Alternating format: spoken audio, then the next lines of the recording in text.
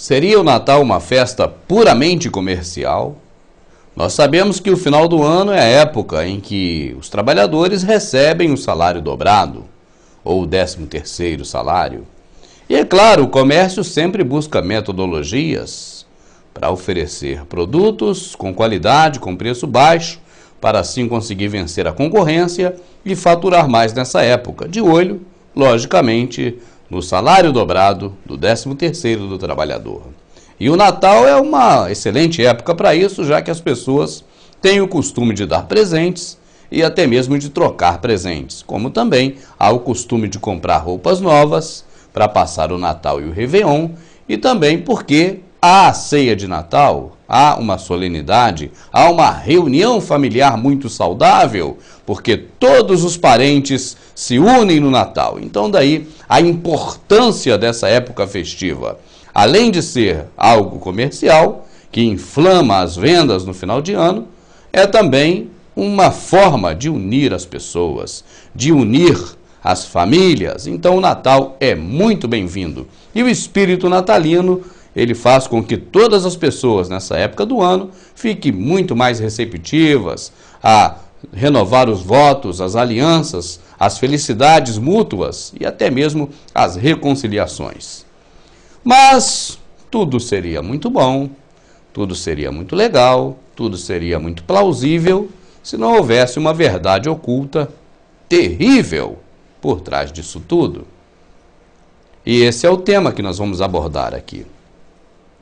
Você sabe que o Natal, além de ser uma festa comercial, é uma festa religiosa.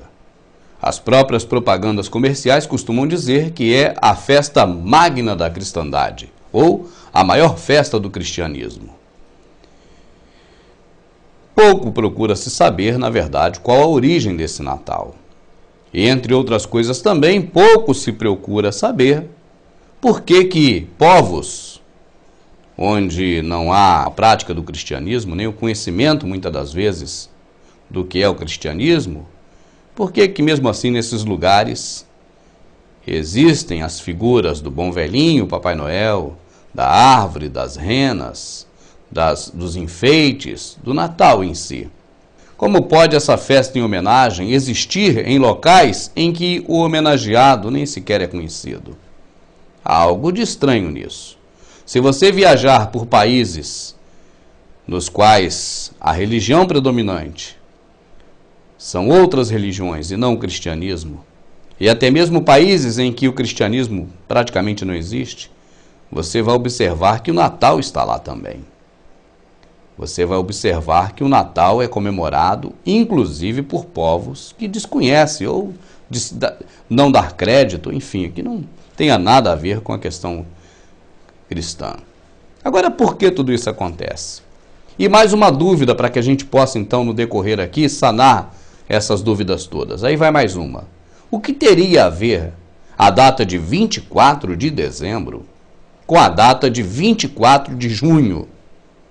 Você já reparou que 24 de dezembro é o oposto de 24 de junho? E o que teriam essas duas datas em comum entre si? Após assistir esse vídeo, você vai ter toda essa verdade oculta revelada e você vai poder ver com outros olhos esta festa que dizem ser a festa magna da cristandade. Você terá também uma visão diferenciada daquele que nós acostumamos a conhecer como o bom velhinho.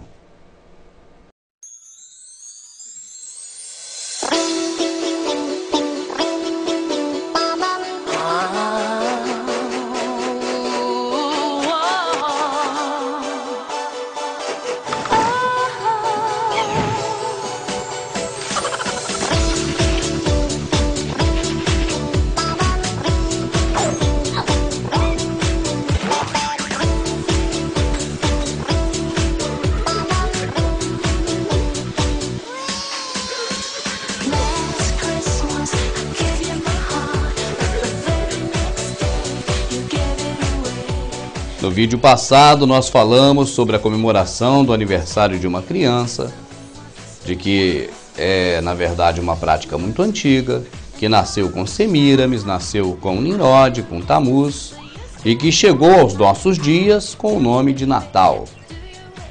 E neste vídeo nós vamos entrar um pouco mais a fundo na questão da festa que nós conhecemos.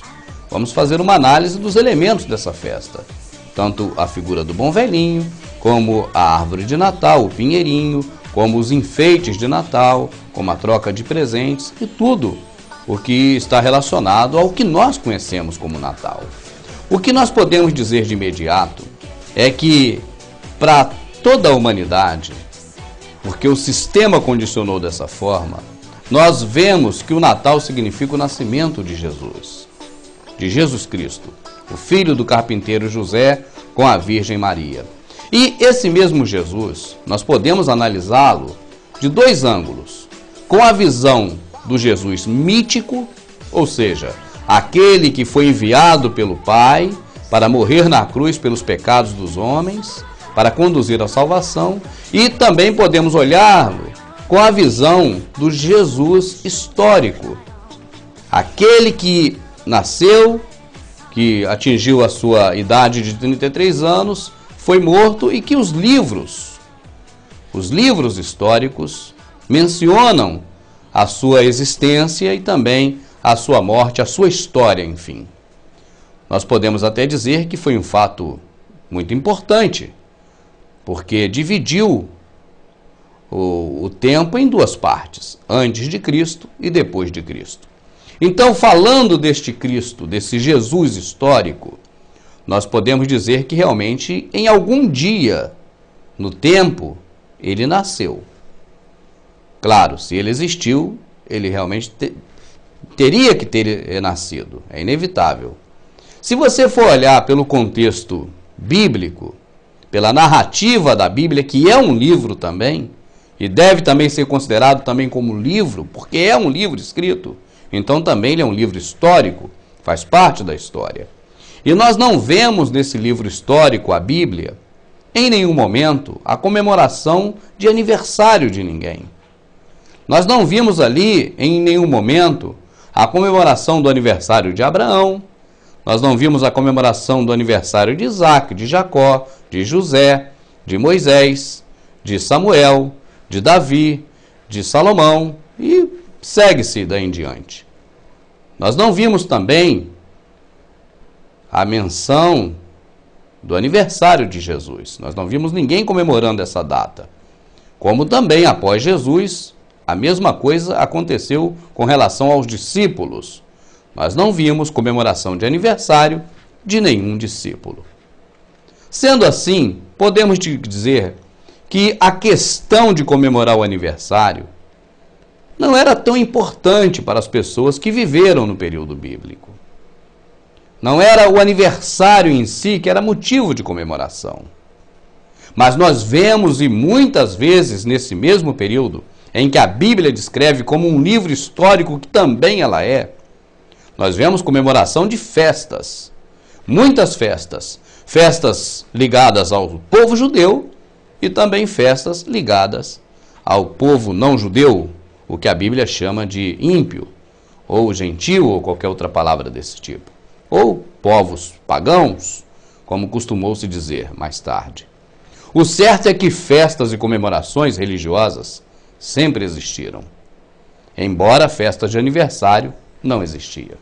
E aí vem uma pergunta à nossa mente: por que então comemorar a festa de aniversário de Jesus Cristo?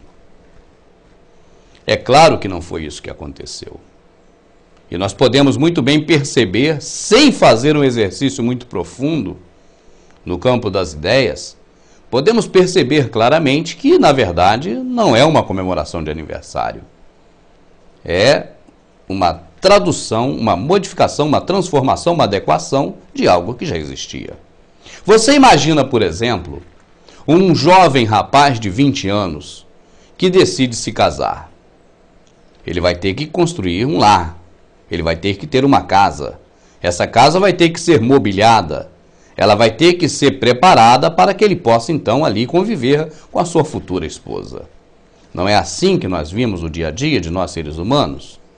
No momento em que o jovem rapaz decide que vai se casar, ele prepara a casa e, então, nessa casa nova, ele vai agora adquirir os móveis, supostamente novos, para que ele possa então ali habitar com a sua esposa.